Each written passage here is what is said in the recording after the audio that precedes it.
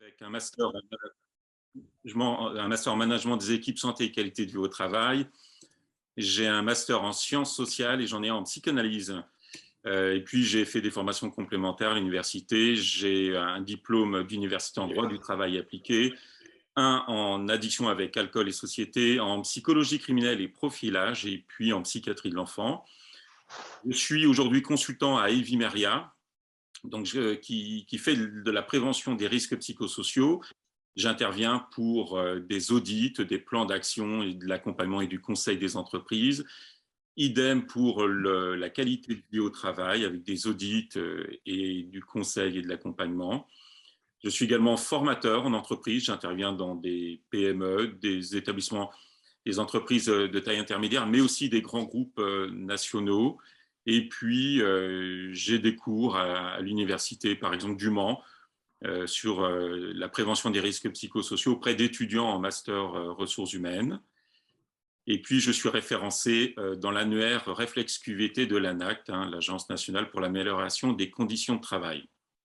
Alors, à côté de ça, j'ai une activité de partage des savoirs avec des webinaires francophones et gratuits sur les questions de santé au travail et puis des chroniques radio sur la santé au travail qui sont, elles, toutes remises après en replay sur ma chaîne YouTube. Voilà. Et donc, il est possible de s'inscrire gratuitement sur le site d'Evimeria pour pouvoir assister, poser les questions. Tous ces webinaires sont faits avec des invités qui sont soit des médecins du travail, des psychologues du travail, des avocats, des consultants, des responsables de ressources humaines. Donc voilà pour ma présentation. Merci Sébastien. Je ne sais pas si ta présentation fait partie de ton temps de parole, mais sacré CV, hein. C'est vraiment le parcours du HPI en toute sa splendeur. J'avais juste une question à te poser. Oui. Nous avons eu un webinaire jeudi très intéressant, très, très fort, très émouvant, qui avait été, dont l'intervenante était Monique de Kermadec. Sur les forces des surdoués dans un monde en crise. Et donc, elle nous donnait un peu l'évolution et ce qui s'est passé pendant ces 2 années de crise. Ma question est simple. Est-ce que le burn-out, est-ce qu'il y a des statistiques qui montrent que le burn-out a progressé pendant cette période de crise entre l'avant et l'après d'aujourd'hui, même si la période de crise qui est aujourd'hui différente par rapport à la Covid, mais nous sommes toujours dans un monde en crise, est-ce qu'il y a des statistiques ou d'après toi, est-ce qu'il y a davantage de burn-out ? Alors, d'après moi et d'après un certain nombre de personnes, oui, il y a davantage de burn-out. Ça tient à plusieurs conditions, donc on va développer après, tout à l'heure. Par contre, il n'y a pas de statistiques parce que pour faire une vraie étude sur le nombre de personnes en burn-out, eh bien, il faudra avoir accès aux raisons d'arrêt de travail auprès de la caisse d'assurance maladie et personne ne peut connaître la liste des personnes en arrêt de travail et les raisons pour lesquelles ils sont mis en arrêt de travail.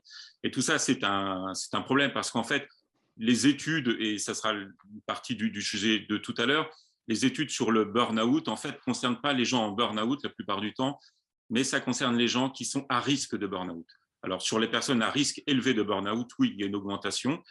Par contre, une fois que les gens sont en burn-out, en arrêt de travail, eh bien, on ne sait pas qui ils sont, puisque les caisses d'assurance santé ne nous donnent pas le nom, prénom, l'adresse et les raisons pour lesquelles les gens sont en arrêt de travail. Voilà. Merci Sébastien. Anne-Marie, merci de fermer ta caméra pour l'enregistrement. Et Sébastien, nous le laissons seul, à toi. Merci. Alors, donc le burn-out, on pourrait le résumer très simplement en disant que c'est l'échec de la prévention des risques psychosociaux. Voilà. C'est vraiment la formule qui peut résumer le burn-out du milieu, de la question du milieu du travail. Alors, on va démarrer avec une étude, une enquête que j'ai menée en 2020 et 2021 sur le burn-out. C'est une étude que j'ai menée dans 15 pays francophones, répartis sur 3 continents, avec plus de 200 professionnels de l'entreprise, des dirigeants, des responsables de ressources humaines, des managers, assistantes sociales, psychologues du travail, médecins généralistes, psychiatres, ergonomes, avocats, conseillers, etc. Et S'il vous plaît, il y a un micro qui est allumé. Merci, Céline, de fermer votre micro. Merci. l'enquête a été menée également auprès de plus de 300 salariés en télétravail pour voir justement s'il y avait un risque accru de burn-out pendant cette période de pandémie, en 2020-2021. Et puis, elle a été également faite auprès de 100 salariés en arrêt de travail pour burn-out. Voilà. Alors, j'aimerais également citer ce livre qui s'appelle Burning Out de Xavier Ménard, qui est un consultant RH, un ancien responsable de ressources humaines et qui a fait un burn-out. Il a été en arrêt de travail pendant un peu plus d'une année et il raconte très bien les mécanismes de l'intérieur dans son livre. Alors, le burn-out, c'est de la souffrance au travail. Et en France et en Europe, la souffrance au travail existe depuis longtemps, mais son intérêt à la France et à l'Europe pour la souffrance au travail est assez récente. Donc, on va faire un peu l'historique pour comprendre l'évolution de la question. En 2004, il y a eu un accord européen des partenaires sociaux sur le stress. C'est donc la porte d'entrée de la souffrance psychique au travail qui a été faite par la question du stress. Et puis en 2007, il y a aussi eu un accord européen sur le harcèlement et la violence au travail. De cette situation-là, en 2007, Xavier Bertrand, qui était ministre du Travail à l'époque, a demandé à ce qu'un rapport soit fait sur la détermination, la mesure et le suivi des risques psychosociaux en travail. Et ce rapport donc est arrivé en 2008. C'est ce qu'on appelle le rapport Nass et Légeron, du nom des deux auteurs. Et à ce moment-là, Xavier Bertrand a demandé à ce qu'il y ait une prolongation de l'étude avec un autre groupe de travail. En même temps, il y a eu cet accord national interprofessionnel qui a défini la question du stress au travail. En 2009, il y a eu un arrêté ministériel qui a proposé des indicateurs pour dépister le stress au travail. Et puis, en 2010, un accord également national interprofessionnel sur la question du harcèlement et de la violence au travail. Donc, on voit que ce sont d'abord des questions européennes qui ensuite ont été adaptées sur la question française, avec, et d'un côté, des enquêtes, des études, et ensuite, ça s'est traduit dans le droit du travail. Et puis, en 2011, donc, il y a eu ce rapport qu'on appelle le rapport Golac, du nom du rapporteur, Michel Golac, et ce rapport, qui lui est beaucoup plus conséquent que le premier, eh bien, il s'intitule « Mesurer les facteurs psychosociaux de risque au travail pour les maîtriser ». Et puis, en 2017, il y a eu une dernière mise à jour du dossier sur les risques psychosociaux dans le DUER. Le DUER, c'est le document unique d'évaluation des risques que toute entreprise qui emploie au minimum un salarié doit avoir. Et donc, il y a un dossier d'accompagnement des entreprises. Et la dernière mise à jour date de 2017. Alors, ces risques psychosociaux, en fait, ils sont au nombre de 6. Il y a l'intensité et la charge de travail. Et dès qu'on parle de burn-out, on pense immédiatement à des gens qui ont trop de travail, qui sont en surcharge de travail. Et donc, l'intensité et la charge de travail est un facteur de risques psychosociaux et propice au burn-out. Il y a les relations sociales au travail. Il y a l'insécurité de la situation de travail. Les exigences émotionnelles, et ça on le retrouve beaucoup, par exemple, chez le personnel soignant, les travailleurs sociaux, les enseignants. Il y a la question de l'autonomie dans le travail, et puis les conflits de valeurs. Et chacun de ces items constitue un risque psychosocial, c'est-à-dire un risque pour la santé psychique, psychologique, mentale des personnes. Et qui peuvent, quand c'est dans un risque très, très élevé, qui peuvent mener à un burn-out. Alors, le burn-out, il y a 3 aspects. Il y a une définition médicale de la haute autorité de la santé, il y a un cadre juridique, et puis il y a un élément qui est une dilution et une extension du sens du burn-out. Alors, la définition de la haute autorité de la santé, qui a un dossier qui s'appelle syndrome d'épuisement professionnel, eh bien, cette définition, c'est que le burn-out est un épuisement physique, émotionnel et mental qui résulte d'un investissement prolongé dans des situations de travail exigeantes sur le plan émotionnel. Alors, mental, ça recouvre d'un côté l'aspect psychologique, c'est-à-dire l'aspect émotionnel, ressenti des situations, et l'aspect cognitif, c'est-à-dire la capacité que notre cerveau a à traiter l'information, à se concentrer, à réfléchir, à résoudre des problèmes. La définition qui est généralement retenue, c'est celle donc en 3 parties, qui est celle de l'épuisement émotionnel, la diminution de l'accomplissement personnel au travail, c'est-à-dire c'est l'épuisement cognitif, et puis soit la dépersonnalisation ou le cynisme vis-à-vis du travail, un détachement vis-à-vis du travail. Et ça, c'est la triade, vraiment, des 3 signes généralement retenus en France, mais ailleurs aussi dans les pays du reste du monde, et même avec l'OMS pour la définition du burn-out. Alors, le burn-out, en fait, a des manifestations cliniques diverses, et il y a 5 domaines où elles se manifestent. Il y a sur l'aspect émotionnel, qui donc peut amener de l'anxiété, des tensions musculaires diffuses, de la tristesse de l'humeur, un manque d'entrain. Et il ne faut pas confondre une dépression psychologique avec un burn-out. Ce sont 2 choses différentes, même si les 2 peuvent être associés parfois, mais ce n'est pas la même chose. L'irritabilité, l'hypersensibilité et puis une absence d'émotion. Il y a l'aspect cognitif avec des troubles de la mémoire, des troubles de l'attention, de la concentration et des fonctions exécutives. Les fonctions exécutives sont des fonctions qui nous permettent d'exécuter des tâches, de la planification, du contrôle exécutif, etc., de la flexibilité. Il y a des manifestations sur le plan comportemental ou interpersonnel, avec le repli sur soi, un isolement social, des comportements qui peuvent devenir agressifs, parfois violents, une diminution de l'empathie, du ressentiment de l'hostilité à l'égard des collaborateurs, des collègues, et puis souvent des comportements addictifs. Il y a également des aspects qui peuvent être motivationnels ou liés à l'attitude, c'est-à-dire un désengagement progressif vis-à-vis du travail, une baisse de la motivation et du moral, un effritement des valeurs associées au travail et des doutes sur ses propres compétences. Et puis, en dernier, il y a des manifestations cliniques physiques qu'on appelle non spécifiques. Non spécifiques, c'est-à-dire qu'elles ne relèvent pas d'une maladie, c'est-à-dire que, par exemple, on peut avoir des problèmes de sommeil sans avoir un trouble du sommeil caractérisé, ou on peut avoir, par exemple, mal au dos sans avoir de problèmes organiques au niveau du dos. Et donc, dans ces manifestations physiques non spécifiques, il y a l'asthénie, les troubles du sommeil, les troubles musculo-squelettiques qui sont vraiment fréquents, crampes céphalées, il peut y avoir des vertiges, de l'anorexie.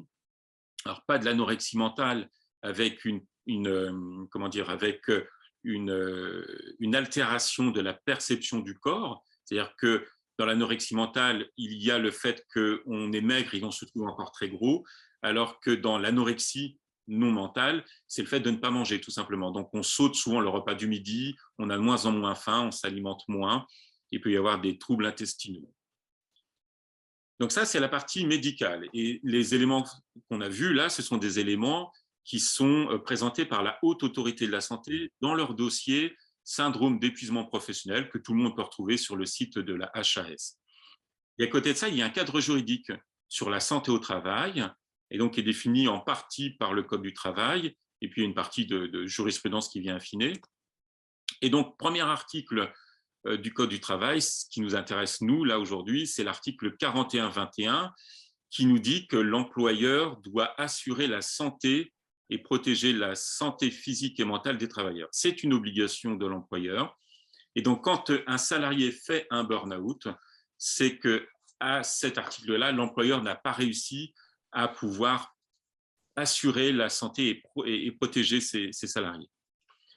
L'article L4122, donc l'article suivant, nous dit qu'il incombe à chaque travailleur de prendre soin en fonction de sa formation et selon ses possibilités, de sa santé et de sa sécurité, ainsi que de celle des autres personnes concernées par ses actes ou ses omissions au travail. Et cet article est très important parce que si le premier donne une obligation à l'employeur de protéger la santé de ses salariés et donc faire tout ce qu'il faut pour éviter qu'ils arrivent à un état d'épuisement, c'est-à-dire de burn-out, eh bien, il revient également à chaque salarié de prendre en charge également sa propre santé. Et donc, notre santé, elle nous appartient et c'est aussi à nous de la prendre en charge et pas seulement faire dépendre notre bonne santé de la bonne ou mauvaise volonté de quelqu'un d'autre. Et puis, nous avons l'article R4121 qui précise que l'employeur transcrit et met à jour, il doit le faire soit une fois par an, soit à chaque changement notable dans un document unique les résultats de l'évaluation des risques pour la santé et la sécurité des travailleurs. C'est ce que je disais tout à l'heure, c'est le document unique d'évaluation des risques. Et dedans, il doit y avoir les risques psychosociaux liés à chaque type de poste sur chaque site de l'entreprise. Ils doivent être évalués avec le niveau critique indiqué. Et en face, il doit y avoir des mesures de prévention primaires, secondaires et tertiaires pour éviter de subir les dommages. Et puis, il y a la loi sur la relance du dialogue social du 17 août 2015 et puis ses décrets d'application qui ont mis à disposition des salariés un nouveau mécanisme de reconnaissance de l'origine professionnelle de pathologies psychologiques et qui ne sont pas désignés dans le tableau des maladies professionnelles. On va le voir un peu après. En fait, le burn-out, qui est lié à l'activité professionnelle, eh bien, n'est pas reconnu dans le tableau des maladies professionnelles. Et puis, le ministère du Travail indique que tout symptôme médicalement constaté, et donc les symptômes psychiques entrent dedans, puisqu'un psychiatre peut constater ces symptômes-là, eh bien, tout symptôme médicalement constaté lié au surmenage d'origine professionnelle, notamment en cas de pression excessive sur les délais de réalisation des objectifs ou de harcèlement dont le salarié peut être victime dans le cadre de ces relations sociales, eh bien, ces symptômes-là entrent dans le cadre du burn-out et sont liés au travail.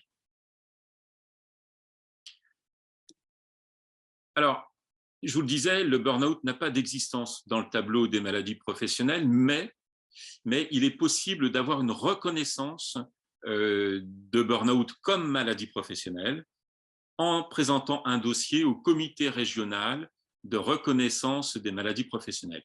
Et là, il y a plusieurs conditions. Il faut que la reconnaissance du caractère professionnel de la maladie ne soit pas inscrite dans les tableaux, donc c'est le cas, puisque le burn-out n'est pas dans les tableaux. Et il faut que la maladie entraîne une incapacité temporaire de travail d'au moins 25%. Et ça, c'est une grande difficulté parce qu'en fait, quand on est en burn-out, eh bien, en général, on fait du lit au canapé et du canapé au lit pendant plusieurs semaines. C'est-à-dire qu'on est incapable, parce qu'on est complètement épuisé, d'engager des démarches soit médicales, soit judiciaires ou administratives pour faire reconnaître ça. Et c'est lorsqu'on va mieux que la plupart du temps, les personnes se disent « et si je le faisais reconnaître comme maladie professionnelle ?» Or, le problème, c'est que quand on va mieux, eh bien, on n'a plus 25% d'ITT. En fait, on ne les a plus puisqu'on va mieux. Et tant mieux, c'est bien d'aller mieux. Mais par contre, le médecin qui va instruire le dossier, il va noter votre état de santé au moment de la consultation, pas au début de l'arrêt de travail. Et si vous engagez votre démarche 3-4 mois après le début de l'arrêt de travail, eh bien, votre médecin pourra constater que vous allez plutôt bien et pas suffisamment mal pour pouvoir rentrer dans les 25% et donc instruire le dossier. Et ça, c'est l'écueil parce que un bon nombre de personnes font un burn-out et souhaitent ensuite faire valoir ce burn-out et avoir une reconnaissance. Mais quand ils font la démarche, eh bien, il est trop tard du fait de ces 25%. Et puis le troisième élément, c'est que le burn-out, en fait, a une dilution et une extension de son sens. Et c'était la question de Vlinka tout à l'heure. En fait, ici, on a un article paru dans Challenge, qui est un article paru le 21 octobre dernier, et il nous disait qu'il y avait 2 500 000 salariés qui seraient en burn-out. Et alors, c'est mis un peu plus loin dans l'article, en burn-out sévère. Et en fait, ce n'est pas vrai. Ce n'est pas du tout vrai. Parce que ces sondages sont faits auprès de salariés en exercice. C'est-à-dire qu'on n'a pas, je vous le disais tout à l'heure, personne ne peut avoir, de par la CPAM, parce que c'est confidentiel, c'est le secret médical, personne ne peut avoir la liste des personnes en arrêt de travail et encore moins savoir pour quelles raisons ils sont en arrêt de travail. Alors, d'abord, le premier problème, c'est que le burn-out n'étant pas une maladie professionnelle, aucun médecin généraliste ou psychiatre ne peut marquer que c'est un arrêt de travail pour burn-out. Ça, pour deux raisons. C'est que ce n'est pas reconnu comme maladie professionnelle. Et la deuxième chose, c'est que ni le médecin généraliste ni le médecin psychiatre ne peuvent aller sur le lieu de l'emploi de leurs patients pour vérifier et pour attester que les conditions de travail eh bien, sont à l'origine de l'épuisement de leurs patients. Donc, ils ne peuvent se fier qu'au récit du patient, même si ce récit est sincère et honnête, ce n'est qu'un témoignage indirect que le médecin peut faire, et donc ça ne permet pas à un médecin de poser ce diagnostic-là. Il ne peut pas poser un diagnostic à partir d'un témoignage indirect. Il faudrait qu'il puisse aller dans l'entreprise pour le vérifier. Or, ça n'est pas possible parce que la personne est déjà, la plupart du temps, en état de ne plus pouvoir travailler, donc elle est déjà en arrêt de travail. Et de l'autre côté, le médecin de famille, le médecin psychiatre ne peut pas aller comme ça dans l'entreprise pour faire une enquête. Ce n'est pas possible. Donc, les enquêtes sont faites auprès des salariés qui sont en exercice. Et là, il y a des entreprises qui font passer les questionnaires auprès de leurs salariés. Et donc, il n'y a pas 2 500 000 salariés en burn-out, il y a 2 500 000 salariés en risque élevé de burn-out, c'est-à-dire des gens qui travaillent encore et qui présentent un risque, un niveau critique très élevé de burn-out. Ça ne veut pas dire qu'ils vont tous être en arrêt de travail. C'est-à-dire qu'on a à peu près 30 millions d'actifs, de personnes qui travaillent, on est presque à 10%. Il n'y a pas il n'y a pas un salarié sur 10 qui en arrêt de travail pour burn-out. Ce n'est pas vrai. Donc, il y a des niveaux critiques avec un risque élevé, effectivement, mais ce n'est pas des salariés en burn-out. C'est une évaluation du risque élevé dans la population. Donc ça, c'était la question des sondages et des enquêtes. Et puis, sur la question de la dilution du sens, donc il y a cette confusion entre le burn-out, qui est un état d'épuisement, un épuisement avéré, et puis l'état de fatigue, même à un niveau très élevé. On peut être très fatigué par son travail, mais pas être épuisé. Or, le burn-out, ce n'est pas quand on est très fatigué, c'est quand on est épuisé. Et on peut lire parfois dans des magazines qu'une personne est en burn-out, elle prend 2 semaines de vacances, elle fait une thalasso, et puis elle fait un peu de sport et elle repart, tout va bien. Ce n'était pas un burn-out. Dans mon enquête, et puis ce que les autres enquêtes peuvent montrer, c'est que la moyenne d'arrêt de travail d'un salarié en burn-out, c'est entre 6 et 12 mois. Ce n'est pas 3 semaines avec une semaine où on peut aller faire du sport. Ce n'est pas possible. Donc ça, c'est la dilution du sens. On confond burn-out, épuisement avec fatigue, même fatigue élevée, mais quand même fatigue. Et puis, on a cette extension du sens avec le burn-out de plein de choses, hein. Le burn-out parental, le burn-out du colibri, le burn-out administratif, on peut lire encore quelquefois, c'est-à-dire quand vous devez faire plein de papiers ou voir plein de bureaux différents pour faire une démarche qui était a priori simple. Donc ça, c'est une extension du sens et ce qui fait perdre la vraie nature du sens du burn-out, qui est un épuisement.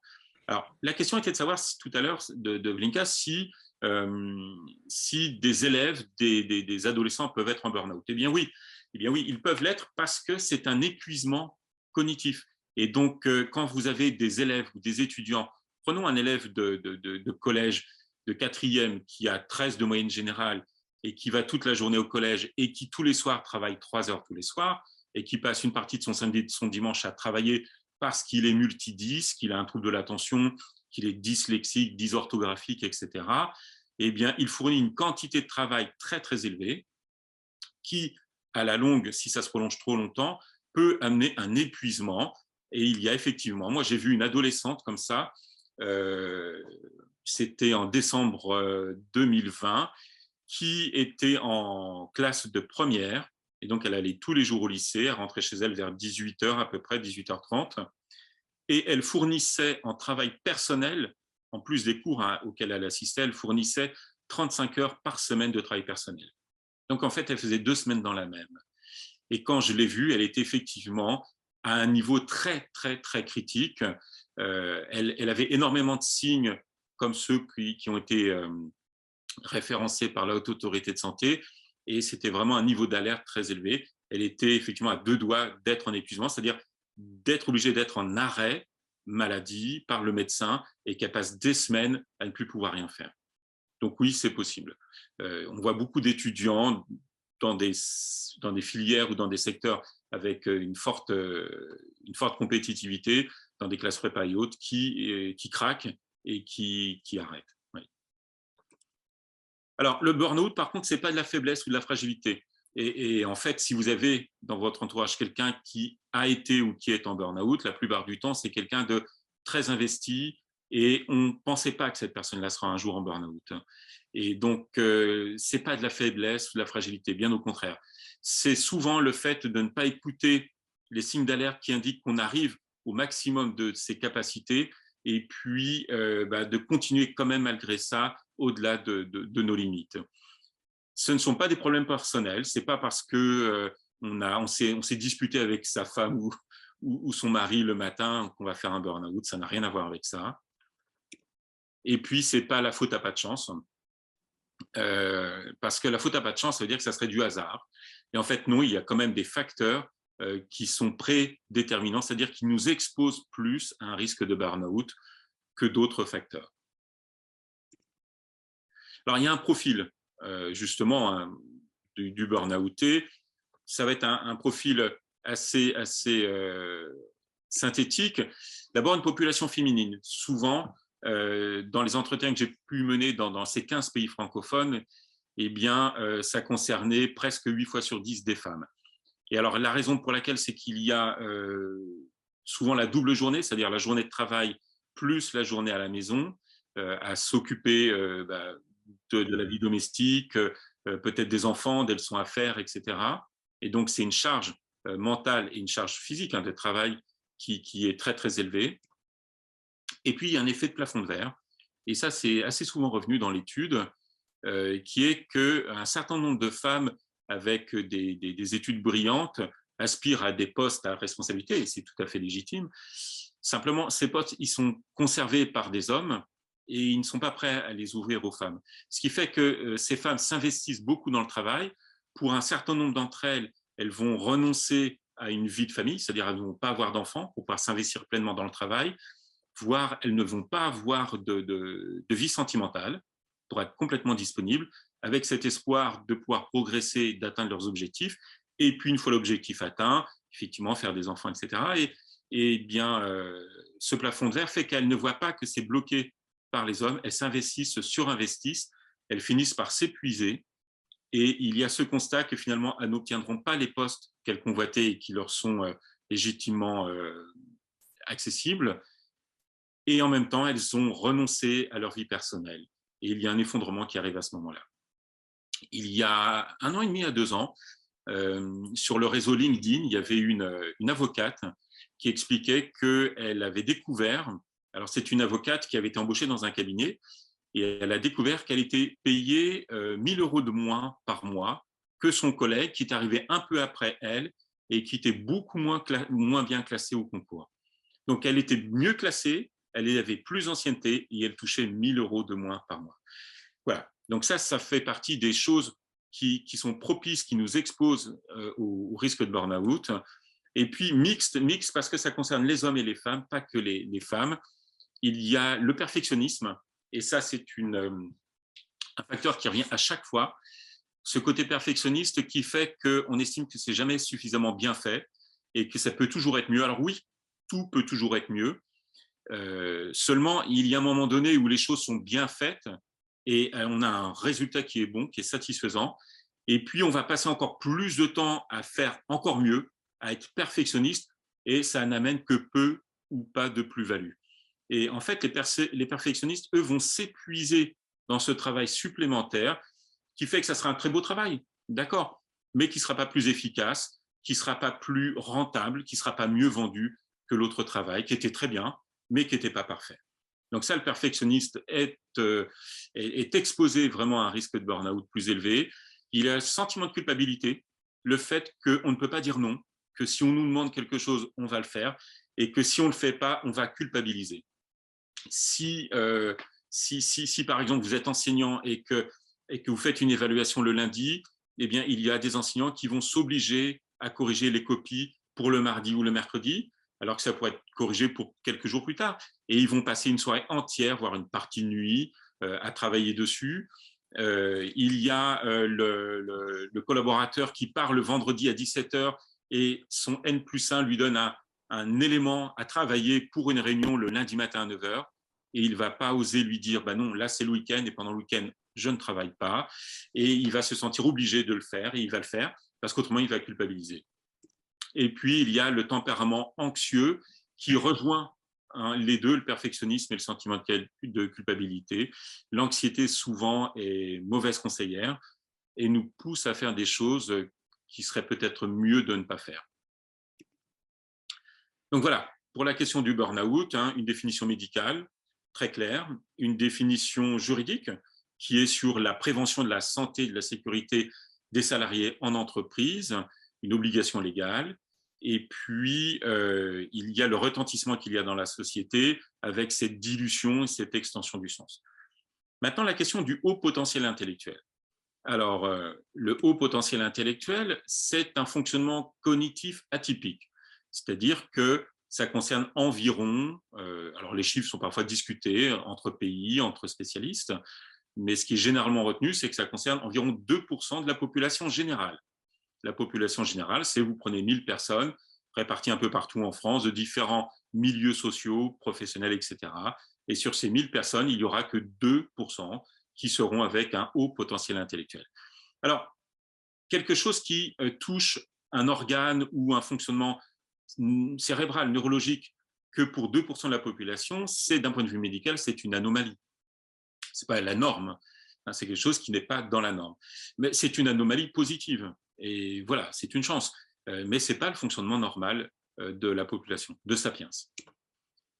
Alors, le haut potentiel, lui, il s'identifie par la passation d'un test de QI.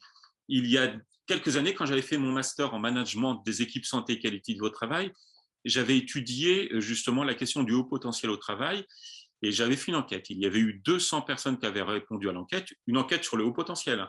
Donc 200 adultes haut potentiel avaient répondu et sur les 200, seulement la moitié avait passé un test de QI.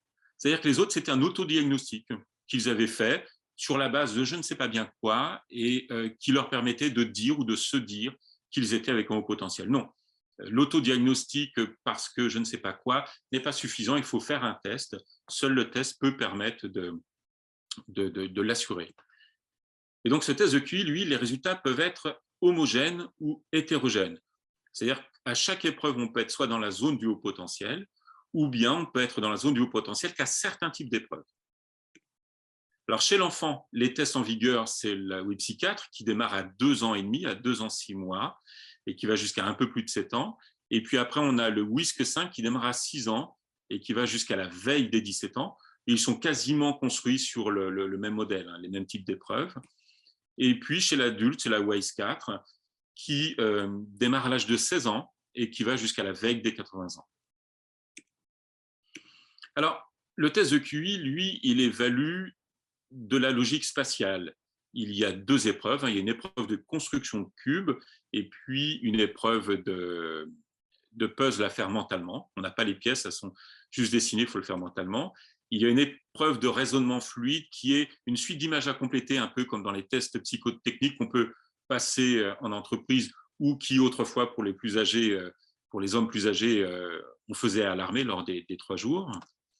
Il y a 3 épreuves de logique verbale.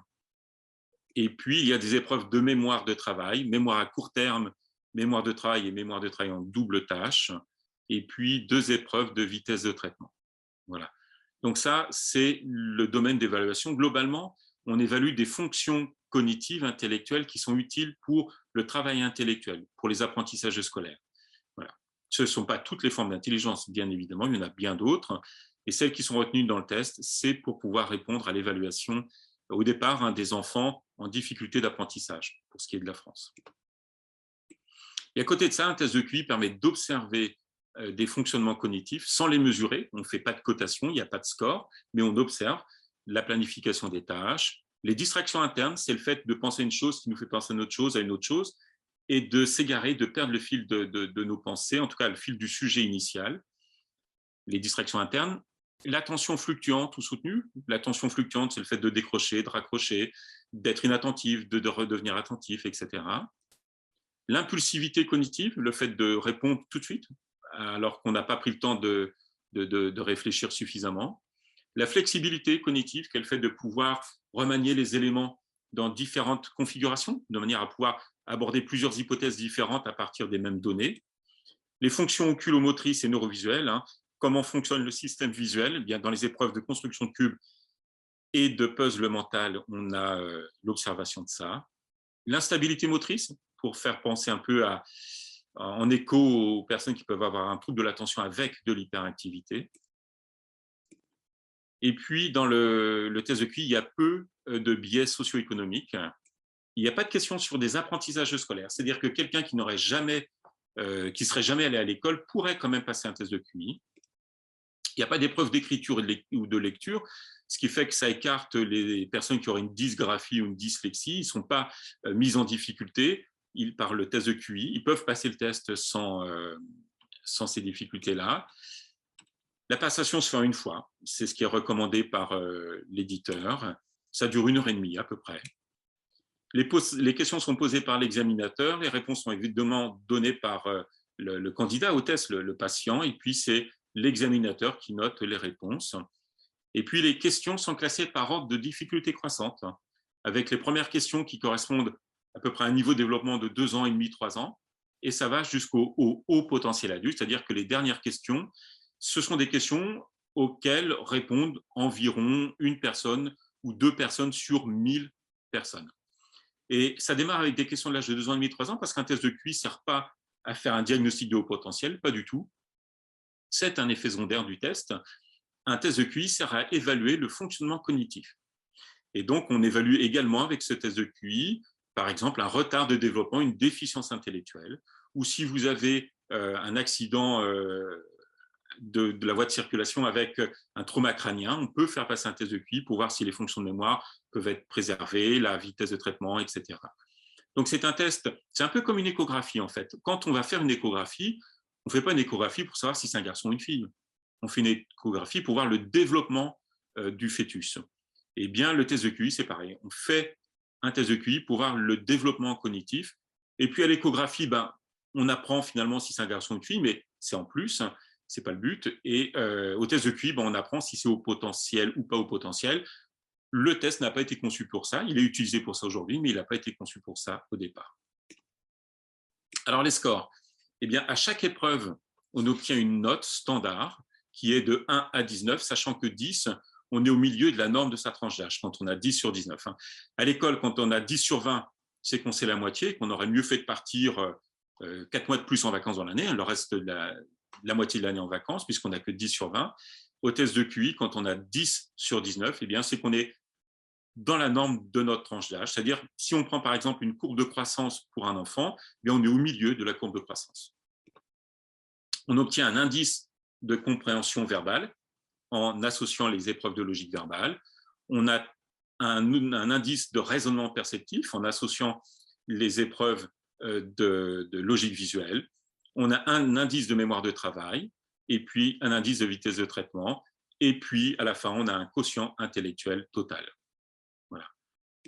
Alors, les scores, finalement, pour être au potentiel, eh bien, à chaque épreuve, on a une note standard. Il faut qu'elle soit supérieure ou égale à 14 sur 19. Quelqu'un qui aurait 14 sur 19 partout au test de QI, alors ça n'existe pas, quelqu'un qui a 14 sur 19 à 10 épreuves, ça n'existe pas. Et si quelqu'un l'avait, il aurait 130 de QI. Les indices sont à 125 ou au-dessus de 125. Il y a ce qu'on appelle un intervalle de confiance qui nous dit qu'on peut se tromper un peu, il peut y avoir une marge d'appréciation et même à quelques points en dessous ou quelques points au-dessus, on y est. Et donc, 125 pour les indices et 130 pour le QI. C'est-à-dire que quand on a un QI à 130, eh bien, les indices individuellement sont aux alentours de 124, 126, et puis les notes standards sont au minimum à 14, si quelqu'un avait 14 partout. Voilà, ça donnerait ça. Autrement dit, le haut potentiel est une capacité de niveau de raisonnement, c'est-à-dire un niveau de raisonnement élevé, en mémoire également et en vitesse de traitement qui est nettement supérieur à la population générale. C'est ça le HPI. Et donc, ce quotient intellectuel total concerne environ 2% de la population générale. Alors, haut potentiel et burn-out, en fait. Est-ce que le haut potentiel prédispose ou au contraire préserve, protège du burn-out? Alors, moi, ce que j'ai relevé, ce sont 3 facteurs principaux. Le premier, c'est dans le haut potentiel, il y a une perception complexe des sujets qui sont traités.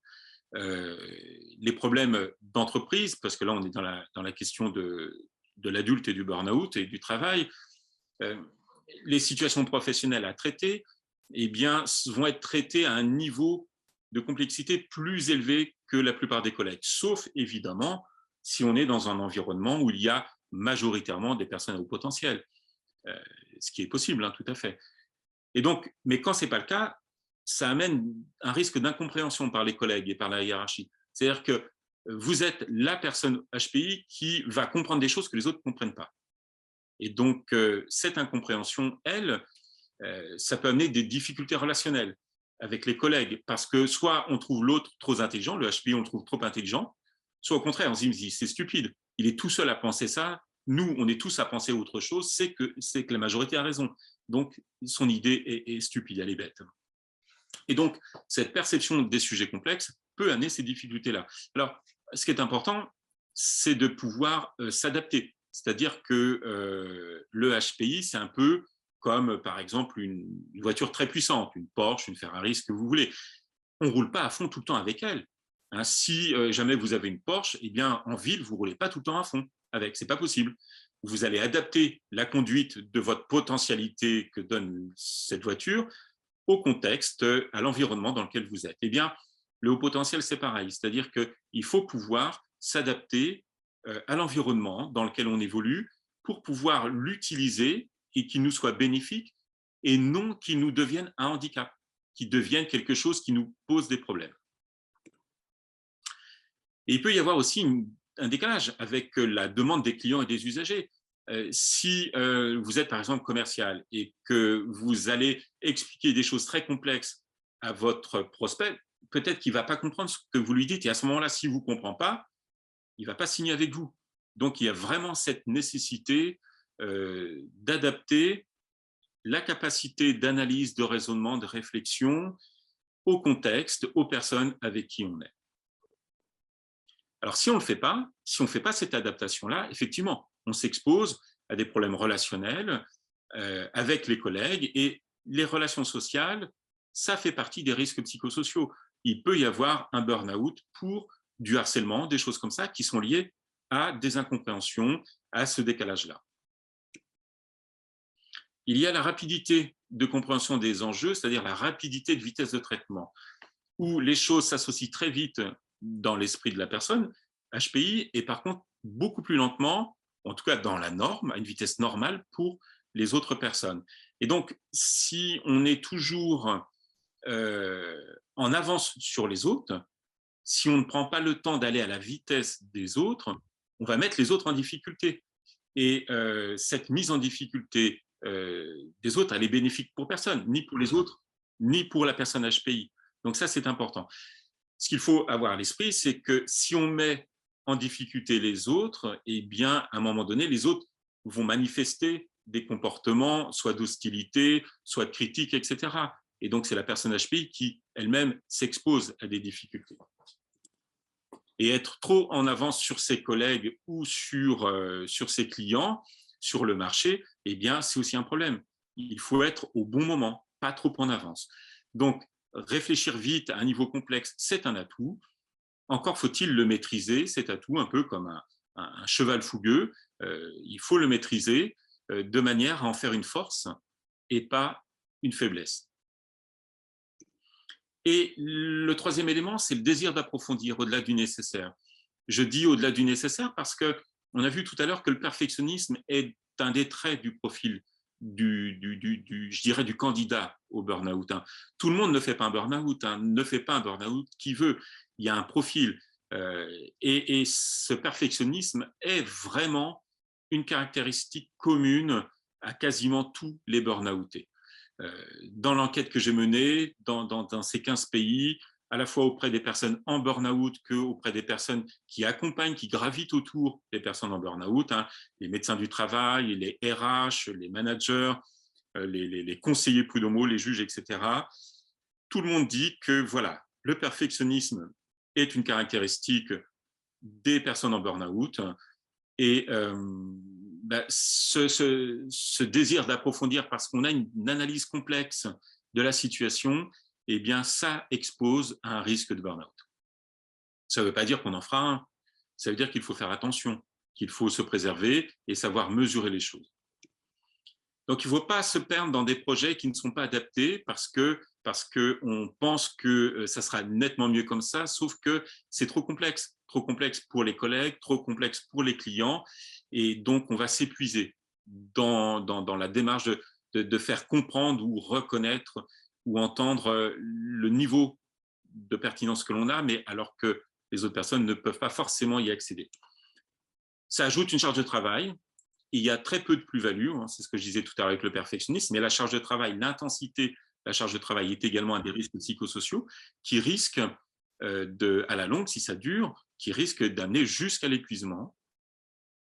Voilà, ça c'était donc nos éléments sur le burn-out, sur le haut potentiel et puis le lien entre burn-out et puis haut potentiel.